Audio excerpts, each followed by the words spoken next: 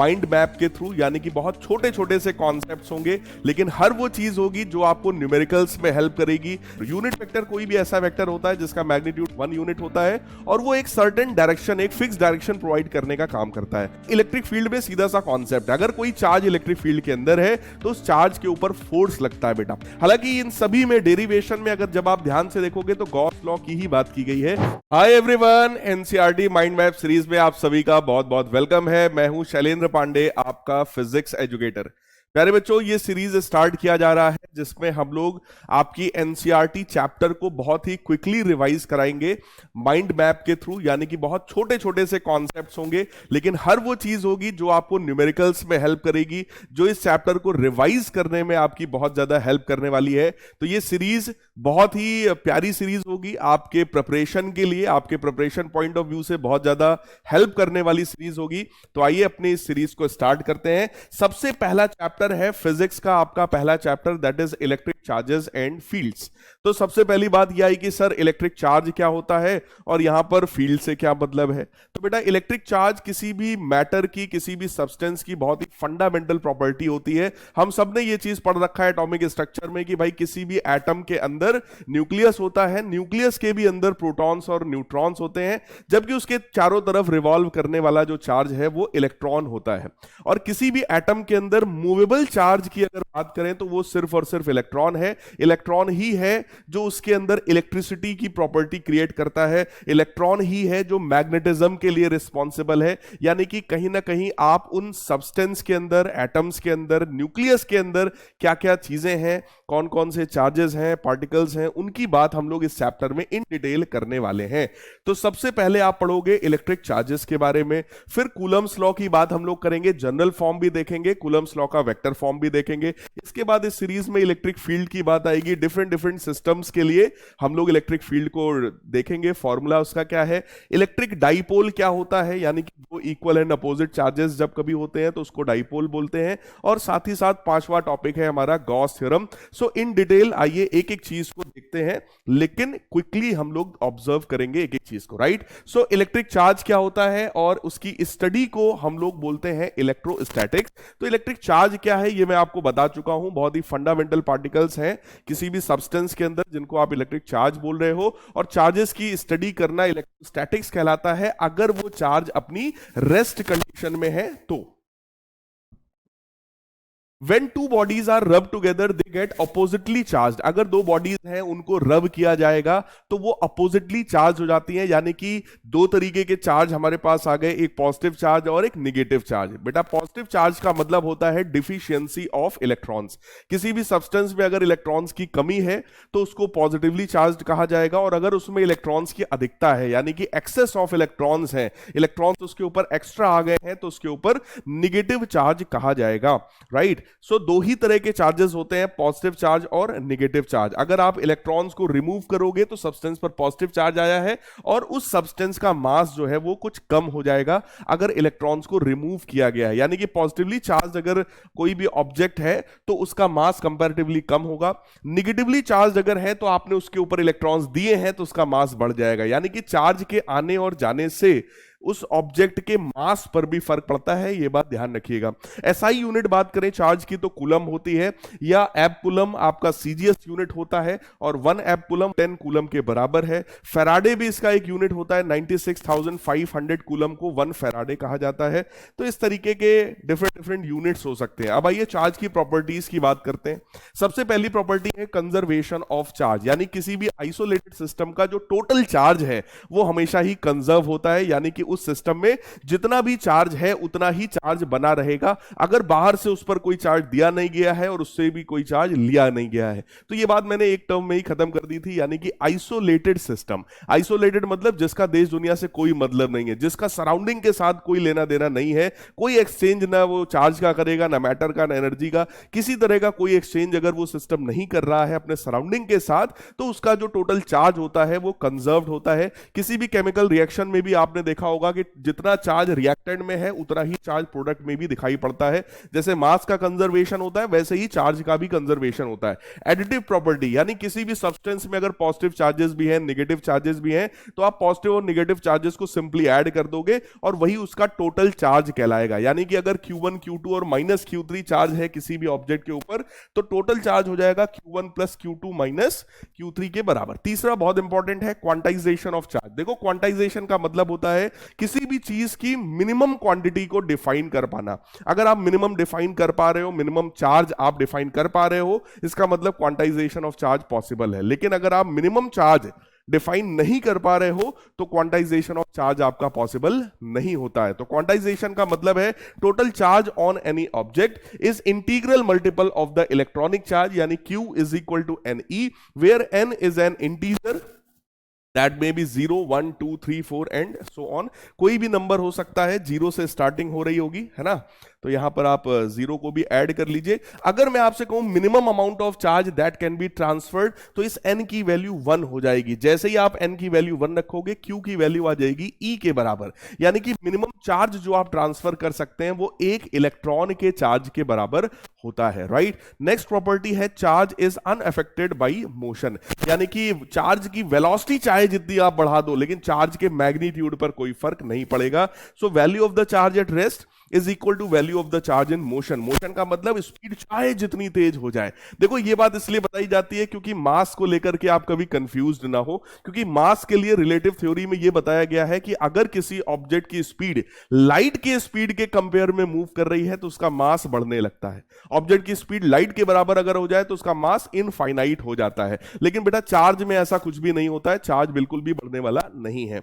Like charges repel each other while unlike charges attract each other, तो ये आप सभी लोगों को पता है, इसमें कोई नई बात नहीं है। Coulomb's law in general form बात करते हैं। कूलम साहब ने कहा था कोई भी दो चार्जेस अगर हैं तो इनके बीच में अट्रैक्शन या रिपल्शन का फोर्स हो सकता है, और वो जो फोर्स होता है that is directly proportional to product of the charges and inversely proportional to square of the distance between them, यानी F proportional to Q1 Q2 by R square. वो प्रोपोर्शनलिटी हटाया जाएगा तो एक कांस्टेंट आ जाएगा K के बराबर। ये प्रोपोर्शनलिटी कांस्टेंट K है, हालांकि इसी कांस्टेंट K को हम लोग लिखते हैं 1/4 पाई एप्सिलॉन नॉट के बराबर। ये जो एप्सिलॉन नॉट है इसको कहा जाता है permittivity of the free space और वैक्यूम। परमिटिविटी का मतलब होता है कि अगर उस रीजन में, उस वैक्यूम में इलेक्ट्रिक फील्ड लाइंस अगर फ्लो कर रही हैं तो उनको कितना ऑब्स्टिकल फील हो रहा है, उनको कितना रेजिस्टेंस झेलना पड़ रहा है, उसी रेजिस्टेंस को रिप्रेजेंट करता है ये आपका epsilon not, right. So K की वैल्यू 1/4 पाई एप्सिलॉन नॉट होती है अगर वो चार्जेस वैक्यूम में रखे हैं। लेकिन अगर वही चार्जेस किसी मीडियम में रखे हैं तो ऐसे केसेस में हम एप्सिलॉन नॉट की जगह पर एप्सिलॉन यूज करते हैं, जो कि यहां पर लिखा हुआ है 4 पाई एप्सिलॉन। ध्यान से देखिएगा, अगर वैक्यूम की बात हो रही है दैट मीन्स अगर हम बात कर रहे हैं इन वैक्यूम तो आप K की वैल्यू रखेंगे 1/4 पाई एप्सिलॉन नॉट।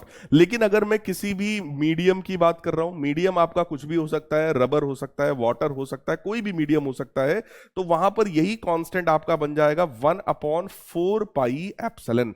ध्यान रहे ये जो K हम लोगों ने यहां पर लिखा है ये K कांस्टेंट था, प्रोपोर्शनलिटी वाला कांस्टेंट था, राइट। अब अगर मैं इस एप्सिलॉन की बात करूं तो ये एप्सिलॉन होता है आपका permittivity of the medium, right. This is permittivity of the medium, और किसी भी मीडियम की जो परमिटिविटी होती है उसको एप्सिलॉन नॉट K लिखा जाता है। अब यहां पर ये जो K आया है ये K आपका डाई इलेक्ट्रिक कांस्टेंट है। इस K को हम लोग क्या बोलते हैं, this is dielectric constant, या फिर इसी K को आप लोग रिलेटिव परमिटिविटी ऐसा भी लिख सकते हो अपनी कॉपी पर। So epsilon is equal to K epsilon naught होता है, यानी कि मीडियम का जो परमिटिविटी है वो K times permittivity of the vacuum के बराबर होता है। तो यही जो फॉर्मूला है फोर्स का अब वो बन जाने वाला है 1/4 पाई एप्सिलॉन नॉट K। देखो एप्सिलॉन नॉट K किसकी वैल्यू है, एप्सिलॉन की वैल्यू है, यानी कि 1/4 pi epsilon Q1 Q2 by R square. जैसे ये फॉर्मूला लगाते हो तो ये पता चलता है कि भाई जब मीडियम में चार्जेस रखे होंगे तो K से डिवाइड होगा, और अगर मीडियम में चार्ज नहीं रखा होगा तो हम लोग भी K से डिवाइड नहीं करेंगे। यानी कि अगर वो चार्जेस हमारे फ्री स्पेस में रखा है, यानी कि वो चार्जेस अगर वैक्यूम में रखा हुआ है, ठीक है, चाहे आप फ्री स्पेस लिखो चाहे आप वैक्यूम लिखो, बात एक ही है। फ्री स्पेस या वैक्यूम में के की वैल्यू बेटा 1 होती है, यानी कि फोर्स का जो फॉर्मूला है that will become 1/4πε0 Q1 Q2 by R square. यहां से एक चीज हमें और पता चलती है, force between the charges in any medium is equal to force in vacuum divided by K क्या होता है आपका डाई इलेक्ट्रिक कांस्टेंट, राइट। तो ये आपका फॉर्मूला हो गया, इस फॉर्मूले को ध्यान रखिएगा, इस पर बेस्ड आपसे डायरेक्ट क्वेश्चन भी पूछा जा सकता है। अब ये डाइलेक्ट्रिक कांस्टेंट या रिलेटिव परमिटिविटी क्या होती है, तो डाइलेक्ट्रिक कांस्टेंट या रिलेटिव परमिटिविटी का सिंपल मतलब होता है it is ratio of permittivity of the medium to the permittivity of the free space. Medium और फ्री स्पेस यानी वैक्यूम की जो परमिटिविटीज हैं उनका रेशियो ही डाई इलेक्ट्रिक कांस्टेंट या फिर रिलेटिव परमिटिविटी कहलाता है। नेक्स्ट है definition of a coulomb. Coulomb क्या होता है भाई, व्हाट इज वन कूलम, तो उसको हम लोग बेटा फैराडे साहब के लॉ से डिफाइन कर सकते हैं कि F is equal to 1/4πε0 Q1 Q2 by R square के बराबर। अगर इस कांस्टेंट की बात किया जाए जिसको K भी कहा जा रहा था, यानी कि इस कांस्टेंट की अगर मैं वैल्यू लिखूं 1/4πε0 की किसी भी मतलब वैक्यूम वाले जगह पर अगर देखा जाएगा तो इसकी वैल्यू है 9 × 10⁹ यूनिट होता है न्यूटन मीटर स्क्वायर पर कूलम स्क्वायर, राइट। तो ये हमारा के हो गया। अब आप यहां पर ध्यान से देख सकते हैं कि फोर्स का फॉर्मूला अगर हमारे पास ये है, अब आप ध्यान से देखो, अगर इनके बीच का जो फोर्स है, अगर फोर्स की वैल्यू में 1/4πε0 के बराबर कर दूं, यानी कि 9 × 10⁹ न्यूटन के इक्वल कर दूं, चार्जेस के बीच का डिस्टेंस 1 यूनिट या 1 मीटर के बराबर कर दूं, और दोनों चार्जेस सेम मैग्नीट्यूड के ले लूं, तो आप जरा खुद चेक कर लीजिए। ऐसे में अगर इस फॉर्मूले में मैं सारा डेटा उठा करके रख देता हूं तो फोर्स की वैल्यू आ गई 9 × 10⁹, ठीक। 1/4πε0 खुद ही 9 × 10⁹ होता है। Q1 Q2 आपस में बराबर हैं तो ये Q स्क्वायर बन जाएगा। R की वैल्यू 1 हम लोगों ने माना है तो ये भी आपका 1 स्क्वायर बन जाएगा। अब 9 × 10⁹ और इधर वाला भी दोनों आपस में कैंसिल हो जाएगा और Q की वैल्यू सॉल्व होकर आपकी 1 कूलम के बराबर आ जाएगी, राइट। तो कहने का सीधा सीधा मतलब है कि भाई 1 कूलम चार्ज क्या होता है, अगर दो इक्वल मैग्नीट्यूड के चार्जेस ले लिया जाए, उनके बीच का डिस्टेंस 1 यूनिट के बराबर कर दिया जाए और उनके बीच का जो फोर्स ऑफ अट्रैक्शन या रिपल्शन है, ऑब्वियस है सेम टाइप के चार्जेस हैं तो भैया रिपल्शन ही होगा, तो उनके बीच का जो रिपल्शन है अगर वो 9 × 10⁹ न्यूटन के बराबर हो जाए तो वो दोनों चार्जेस का मैग्नीट्यूड 1 कूलम के बराबर होता है। सो 1 coulomb charge is the charge which when placed at a distance of 1 meter from an equal and similar charge in vacuum will repel it with a force of 9 × 10⁹ Newton, right। अब आ जाइए Coulomb's law का vector form देखते हैं। बेटा force एक vector quantity है, तो उसी फोर्स को अगर वेक्टर फॉर्म में कन्वर्ट करना है तो सबसे अच्छा तरीका होता है कि उस फोर्स में एक यूनिट वेक्टर का मल्टीप्लाई कर दिया जाए। देखो एक चार्ज है Q1, दूसरा चार्ज है Q2, Q1 वाला Q2 को रिपेल करेगा इधर की तरफ, तो ये देखो एक फोर्स लग गया है दैट इज F21 वेक्टर, और Q2 वाला चार्ज Q1 वाले को इधर की तरफ रिपेल करेगा लेफ्ट साइड में, that is F12 vector, right. तो यहां पर हम लोगों ने सबसे पहले इस वाले फोर्स की बात किया है F21 वेक्टर। फोर्स का मैग्नीट्यूड सबको पता है 1/4πε0 Q1 Q2 by R square के बराबर है, लेकिन इस फोर्स को अगर वेक्टर फॉर्म में लाना है तो तरीका सिंपल है, इसमें एक यूनिट वेक्टर का मल्टीप्लाई करो। यूनिट वेक्टर कोई भी ऐसा वेक्टर होता है जिसका मैग्नीट्यूड 1 यूनिट होता है और वो एक सर्टेन डायरेक्शन, एक फिक्स डायरेक्शन प्रोवाइड करने का काम करता है। जैसे ही हमने R21 कैप का मल्टीप्लाई किया, जरा ध्यान से समझिएगा, ये R21 कैप आखिर किधर की तरफ है, तो R21 कैप इस डायरेक्शन में, यानी कि A से B की तरफ वाला जो डायरेक्शन है वहां पर हम लोगों ने R21 कैप एक यूनिट वेक्टर मान लिया है इन राइट साइड, राइट। जैसे ही हमने इसका मल्टीप्लाई किया, जरा यूनिट वेक्टर का मैग्नीट्यूड सोचो क्या होता है, that is vector divided by its magnitude, है ना। सो R21 वेक्टर अपॉन R। जैसे ही इसकी वैल्यू को मैं यहां पर उठा के रखूंगा, आप चेक करो, R21 vector divided by R, ये वाला R और ये वाला R स्क्वायर मिल करके क्या बनेगा, R3। तो ये रहा हमारे फोर्स का वेक्टर फॉर्म, यानी कि 1/4πε0 Q1 Q2 by R3 R21 vector. ध्यान रहे ये R21 R21 वेक्टर किधर से किधर है, ये पहले चार्ज से दूसरे चार्ज की तरफ है, यानी कि राइट साइड में है। क्लियर? बिल्कुल सेम इसी तरीके से अगर आप F12 की वैल्यू निकालना चाहते हो तो F12 आपका 1/4 pi epsilon naught Q1 Q2 by R square into R12 cap होगा। R12 कैप आपका लेफ्ट साइड में है, राइट? तो अब यहां पर भी अगर मैं इसकी वैल्यू को रखूंगा तो ये R12 वेक्टर बनेगा और नीचे यहां पर R क्यूब बन जाएगा। तो ये आपके कूलम्स लॉ का वेक्टर फॉर्म होता है बेटा, ठीक है? अब ध्यान से ऑब्जर्व करिएगा, क्योंकि R21 कैप राइट साइड में है और R12 कैप लेफ्ट साइड में है, तो ये दोनों ही यूनिट वेक्टर्स आपस में इक्वल तो होते ही हैं, बट अपोजिट डायरेक्शन में भी हैं। और अगर वो अपोजिट डायरेक्शन में है तो उनमें एक माइनस का साइन होगा, यानी कि मैं यहां पर लिख सकता हूं कि R21 कैप जो है that is equal to minus R12 cap, या फिर R21 वेक्टर जो है that is minus R12 vector. इस तरीके से बेटा हम लोग नोट कर सकते हैं, दोनों ही चीजें सही हैं, यानी यूनिट वेक्टर के लिए भी सही है, और अगर सिंपली R21 वेक्टर और R12 वेक्टर के लिए लिखेंगे तो भी ये चीज वैलिड है।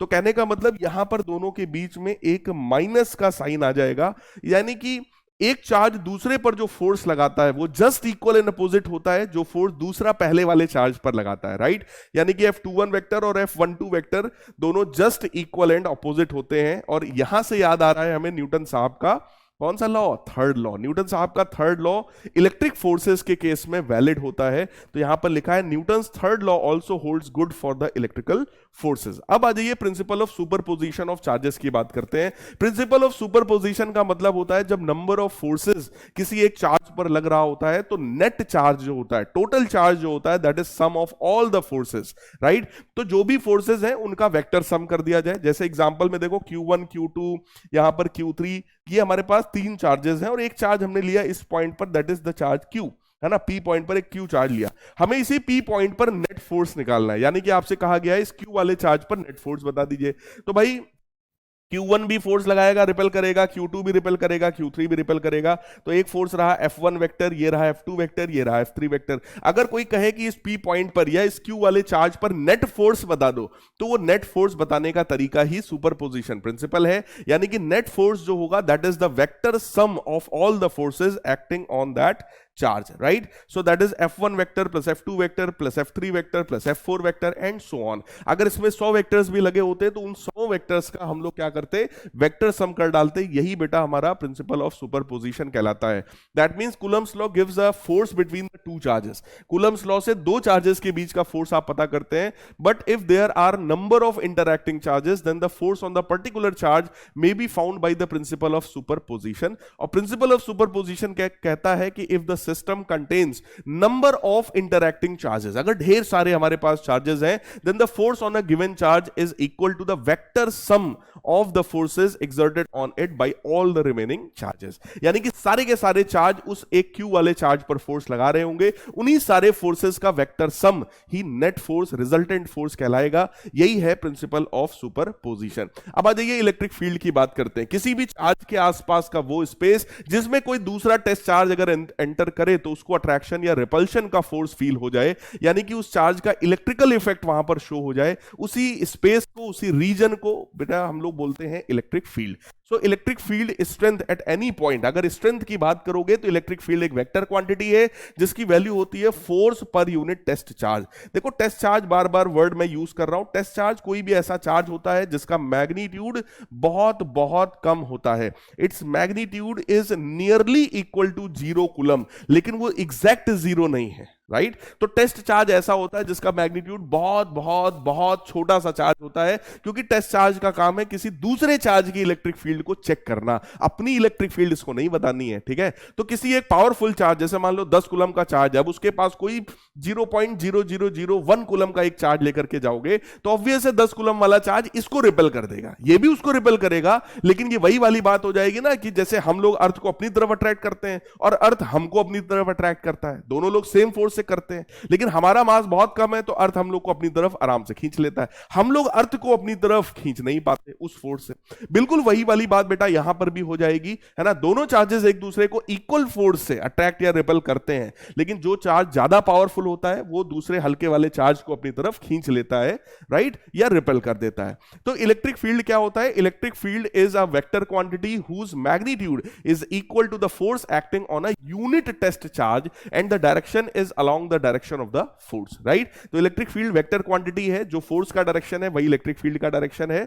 So it is equal to F by Q naught, है ना। इसी को अगर हम लोग इस तरीके से लिखें कि भाई limit Q naught tending to zero, Q naught tending to zero का मतलब यही हो गया, यानी कि चार्ज कौन सा है बेटा? Test charge. तो टेस्ट चार्ज पर लगने वाला फोर्स है ये, है ना। So it is force acting on the per unit test charge. तो यूनिट ऑफ इलेक्ट्रिक फील्ड की बात करें तो वो न्यूटन पर कूलम है, चार्ज न्यूटन में, सॉरी फोर्स न्यूटन में और चार्ज आपका कूलम में, तो ये हो गया न्यूटन पर कूलम, या इसी को वोल्ट पर मीटर भी कह सकते हो, यानी इलेक्ट्रिक पोटेंशियल के टर्म्स में भी हम लोग इसको ला सकते हैं इलेक्ट्रिक फील्ड को। अब डिफरेंट डिफरेंट सिस्टम्स में आ जाइए, आपको इलेक्ट्रिक फील्ड की वैल्यू निकाल करके दिखाते हैं, इनफैक्ट डायरेक्ट बताते हैं। देखो इस सेशन में, इस सीरीज में हम लोग डेरिवेशन नहीं कर रहे हैं, राइट। डेरिवेशन आप लोग पढ़ सकते हो, आपको पहले से पढ़ाया गया है, आप रिवाइज कर सकते हो, ये क्विक रिवीजन टाइप का है। यहां पर आप पूरे चैप्टर को अपने दिमाग में समराइज कर सकते हैं, बस सिर्फ डेरिवेशन को यहां पर नहीं बताया जा रहा है, राइट। डेरिवेशन के लिए फिर से कभी वन शॉट लेक्चर में आपसे बात किया जाएगा। फिलहाल एक चार्ज ये क्यू है भैया, दूसरा चार्ज क्यू नॉट है, इनके बीच में कुछ डिस्टेंस आर के बराबर मान लो, तो इनके बीच का आपको फोर्स पता है 1/4πε0 Q naught upon R square.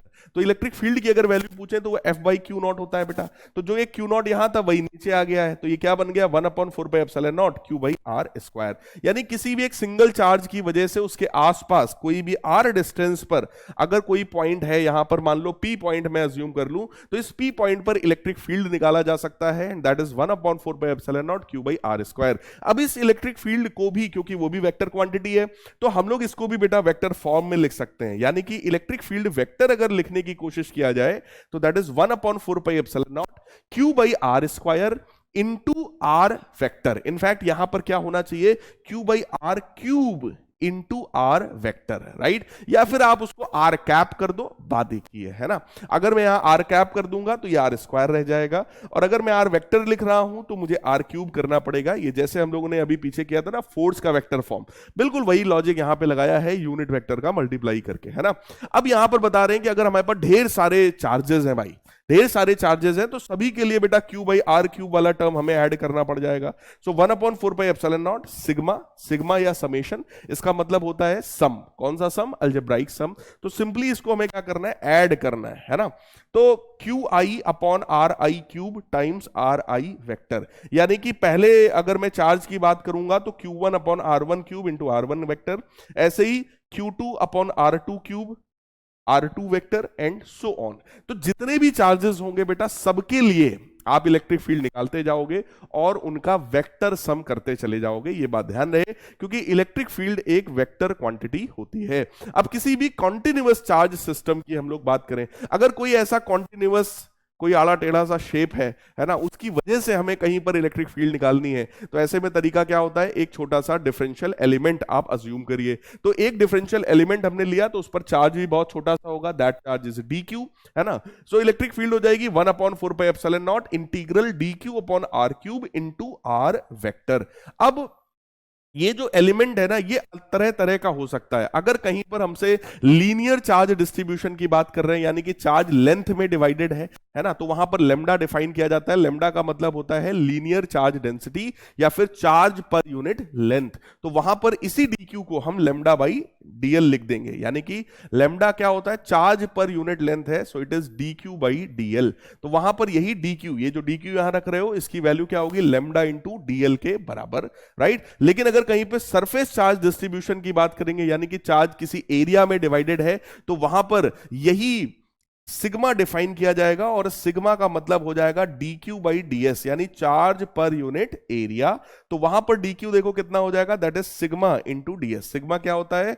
That is surface charge density, right. ऐसे ही वॉल्यूम चार्ज डिस्ट्रीब्यूशन की बात करेंगे तो वहां पर रो आ जाएगा। रो का मतलब हो गया वॉल्यूम चार्ज डेंसिटी, और रो का सिंपल मतलब है dq बाई dv, यानी कि जब चार्ज किसी वॉल्यूम में डिवाइडेड हो, राइट, चार्ज पूरे वॉल्यूम में अगर बटा होगा तो वहां पर rho is equal to D Q by D V, ये हम लोग यूज करेंगे। अभी डिफरेंट डिफरेंट डेरिवेशंस में इसकी बात बेटा आगे आ जाएगी।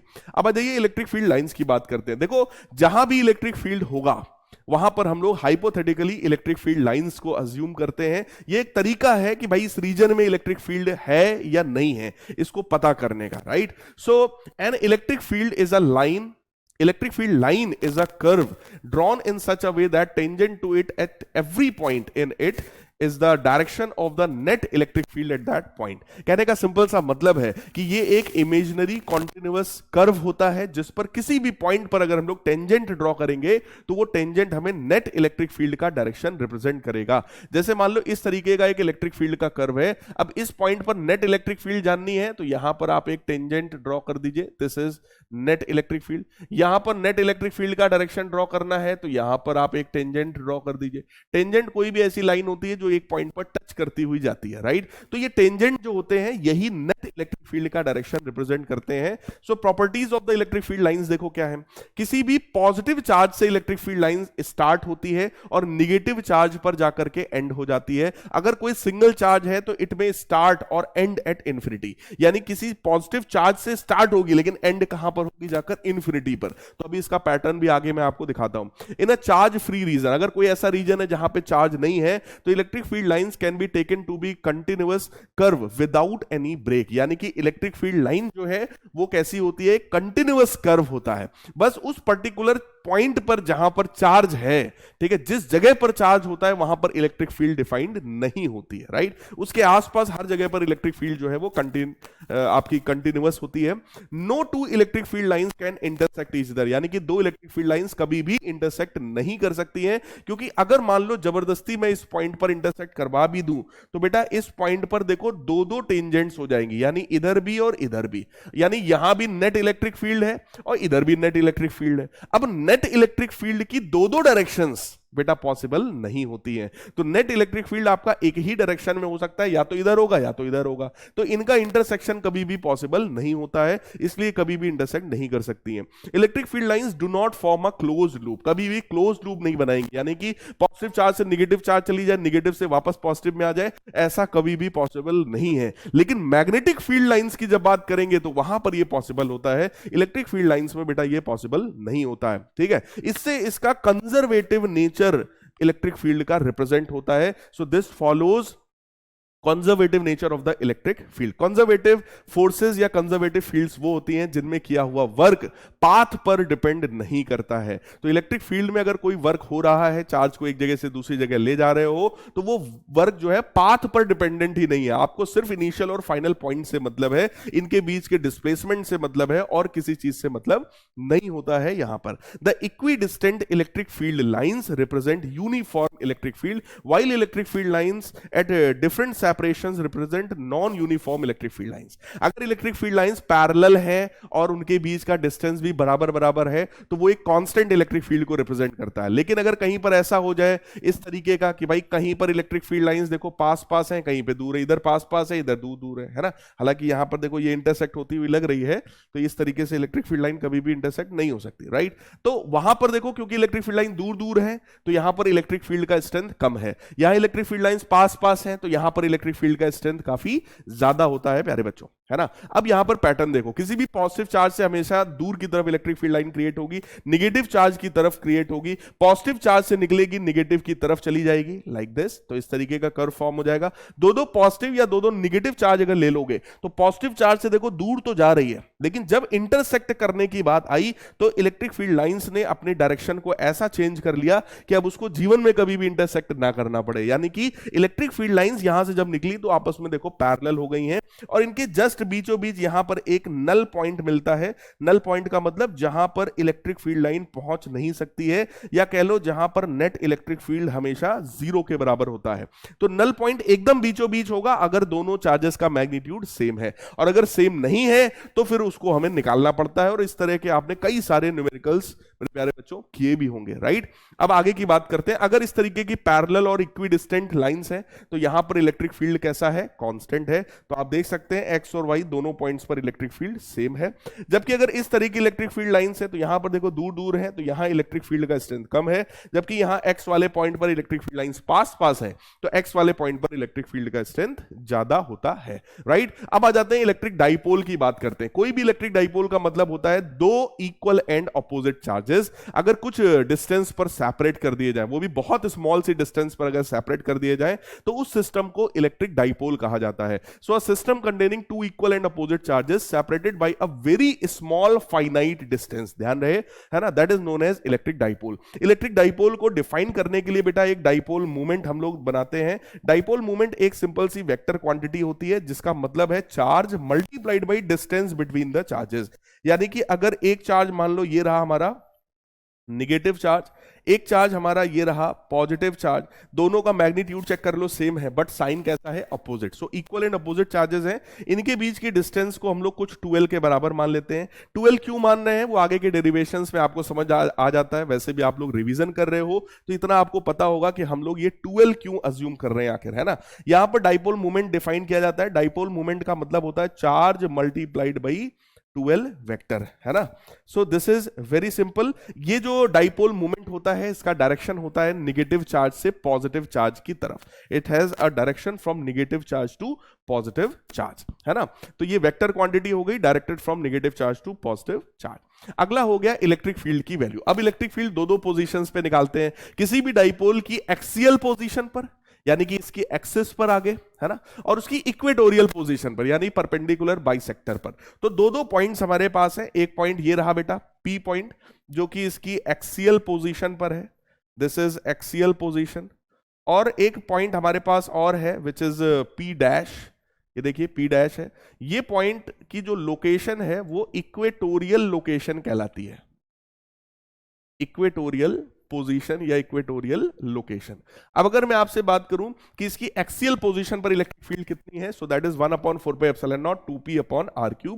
और ये जो इलेक्ट्रिक फील्ड होती है बेटा, this electric field is parallel to the dipole moment vector, क्योंकि डाइपोल मोमेंट वेक्टर भी निगेटिव से पॉजिटिव है और ये इलेक्ट्रिक फील्ड भी उसी डायरेक्शन में है। सो इस इलेक्ट्रिक फील्ड के लिए हम लोग लिख सकते हैं कि this electric field is parallel to dipole moment vector, यानी कि पी वेक्टर के पैरेलल होती है ये इलेक्ट्रिक फील्ड। लेकिन अगर इक्वेटोरियल पोजीशन पर देखें यानी कि पी डैश वाले पॉइंट पर देखेंगे तो वहां पर 1/4πε0 p/r³ के बराबर होती है, ठीक है। And this electric field is in opposite direction to the dipole moment vector. Dipole moment देखो राइट साइड में था जबकि ये किधर की तरफ है, ऑपोजिट है। सो इस इलेक्ट्रिक फील्ड के लिए लिखा जा सकता है this electric field is anti parallel to dipole moment vector, right. कई बार बच्चे पूछते हैं सर ये आर क्या है, तो बेटा आर का मतलब हो गया इसके सेंटर से, डाइपोल है, डाइपोल के जस्ट मिड पॉइंट से उस पॉइंट की डिस्टेंस, चाहे वो यहां पर डिस्टेंस हो चाहे वही डिस्टेंस आपकी वर्टिकल हो, लाइक दिस परपेंडिकुलर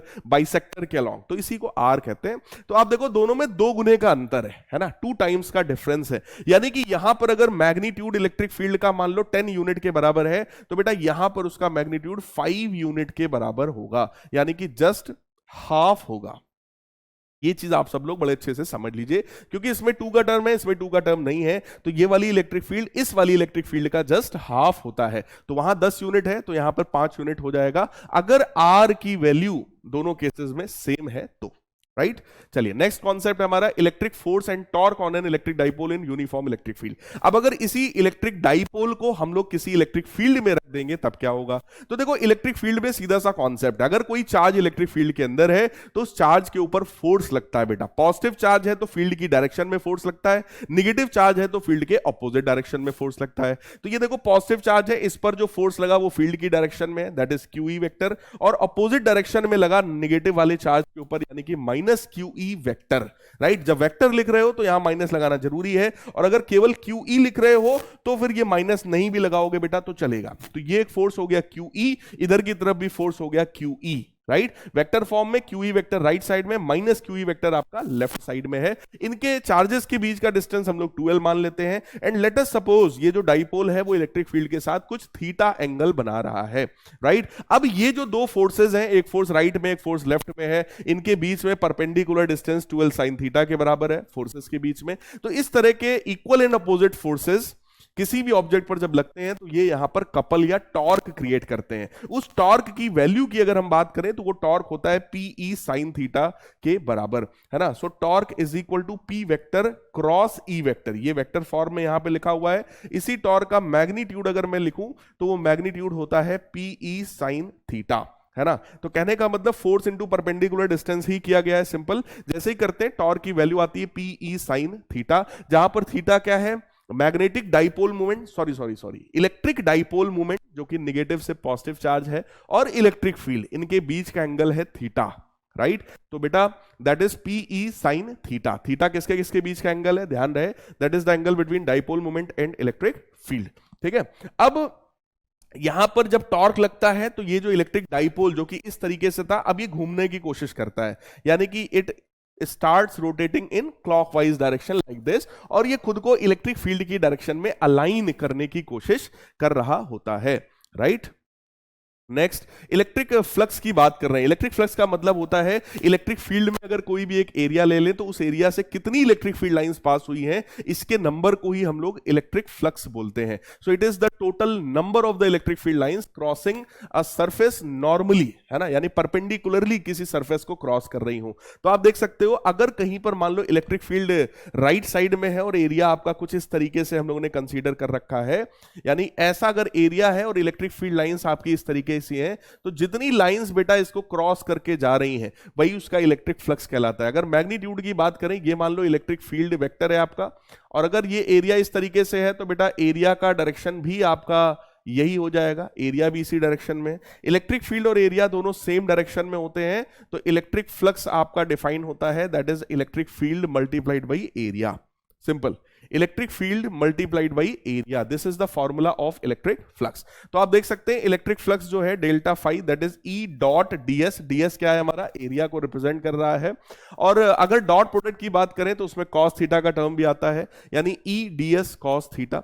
जहां पर ये थीटा कौन सा एंगल है इसको समझना बहुत जरूरी है। ये थीटा एंगल होता है, it is the angle between electric field vector and DS vector. DS vector क्या है आपका, एरिया वेक्टर, है ना। इट इज एंगल बिटवीन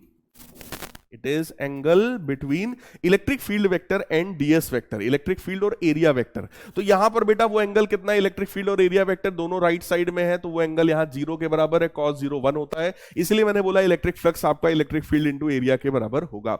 लेकिन अगर यही एरिया कुछ इस तरीके से हो जाए, तो अब जरा सोचो, ये तो प्लेन ऑफ एरिया है ना, तो एरिया वेक्टर आपका इधर कहीं पर हो जाएगा। इस बार एरिया वेक्टर का जो कॉन्सेप्ट है वो सिंपल एक ही है कि area vector is always perpendicular to the surface area, है ना। अगर सरफेस ऐसा है तो इसके परपेंडिकुलर डायरेक्शन में बेटा इस डायरेक्शन में एरिया वेक्टर होता है ना। तो ये रहा आपका एरिया वेक्टर, और एक्स डायरेक्शन में आपकी इलेक्ट्रिक फील्ड है, और इनके बीच में कुछ ना कुछ एंगल कितना है, थीटा के बराबर। अगर आपने इस एरिया को देखो, जब एरिया ऐसा था तो एरिया वेक्टर भी ऐसा था, ठीक। अब इस एरिया को बेटा अगर मैंने थीटा एंगल घुमा दिया, थीटा एंगल अगर घुमा दिया तो सोचो एरिया वेक्टर भी तो थीटा एंगल घूम गया भाई। पहले एरिया वेक्टर ऐसा था, अभी वो ऐसा हो गया, तो वो भी थीटा एंगल यहां पर रोटेट कर गया। अगर मैंने एरिया के प्लेन को थीटा एंगल घुमाया तो एरिया वेक्टर भी थीटा एंगल देखो घूम गया है, राइट। अब इस केस में अगर इलेक्ट्रिक फ्लक्स कोई पूछेगा, that is E DS cos theta. तो अगर इलेक्ट्रिक फील्ड और एरिया वेक्टर सेम डायरेक्शन में है तो फॉर्मूला होता है ई इंटू ए, और अगर दोनों अलग अलग डायरेक्शंस में है तो उनके बीच का एंगल देखना पड़ता है, और उसके थ्रू हम इलेक्ट्रिक फ्लक्स निकाल सकते हैं, that is E DS cos theta. So electric flux हमारे पास आ गया, that is integration of E dot DS. ये फॉर्मूला तब अप्लाई करते हैं जब इलेक्ट्रिक फील्ड हमारा वेरिएबल टाइप का हो, है ना, यानी कि चेंज होने वाला हो, या फिर अगर किसी भी एंटायर क्लोज्ड सरफेस के थ्रू हमें निकालना है तब, तो हम इंटीग्रेशन की बात वहां पर कर रहे होंगे। यूनिट इलेक्ट्रिक फ्लक्स का होता है वोल्ट मीटर या न्यूटन मीटर स्क्वायर पर कूलम, राइट। ये इसका यूनिट हो गया। ध्यान रहे सबके यूनिट और डायमेंशनल फार्मूला की एक बार बेटा प्रैक्टिस जरूर कर लेना, है ना। कई बार एक नंबर का इस पर क्वेश्चन आ जाया करता है। गॉस थ्योरम क्या होता है भाई, गॉस थ्योरम दो चीजों के बीच का रिलेशन बताता है। पहला है इलेक्ट्रिक फ्लक्स, दूसरा किसी भी एक इमेजिनरी क्लोज सरफेस के अंदर के चार्ज। तो चार्ज और इलेक्ट्रिक फ्लक्स के बीच में रिलेशन बताने वाला एक ही लॉ है हमारे पास, दैट इज गॉस लॉ।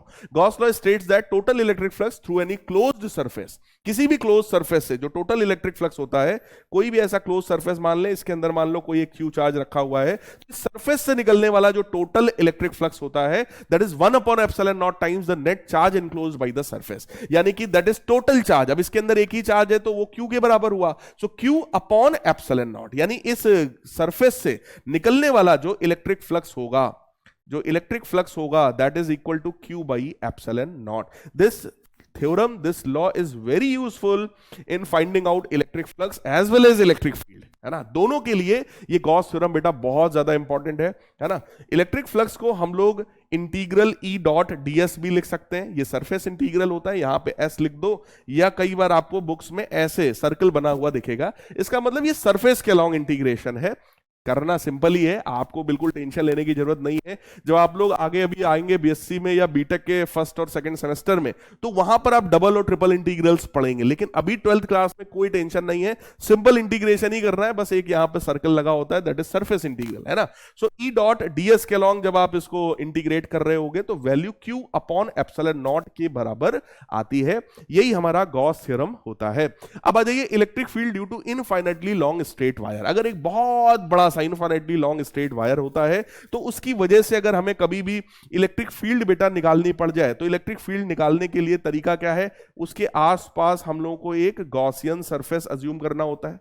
अगर आप लोगों को मैं हल्का सा डेरिवेशन याद दिला दूं तो इस तरीके का एक सिलेंड्रिकल गॉसियन सरफेस बेटा अज्यूम किया जाता है। ये रेडियस r के बराबर है, सिलेंडर का लेंथ कुछ l के बराबर मान लो, ठीक है।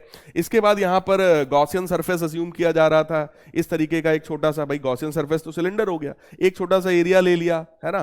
पॉजिटिव चार्ज अगर है तो इलेक्ट्रिक फील्ड अपने से दूर क्रिएट करेगा और एरिया वेक्टर भी अपने से दूर हो जाएगा। ऐसे ही यहां पर भी एक एलिमेंट कंसीडर करते हैं, ऐसे ही यहां पर भी एक एलिमेंट कंसीडर करते हैं, है ना। तो इलेक्ट्रिक फील्ड पॉजिटिव चार्ज की वजह से हमेशा अपने से दूर होती है, पॉजिटिव चार्ज की वजह से इलेक्ट्रिक फील्ड अपने से दूर, और एरिया वेक्टर कुछ इस तरीके का हो जाएगा, परपेंडिकुलरली आउटवर्ड्स, राइट।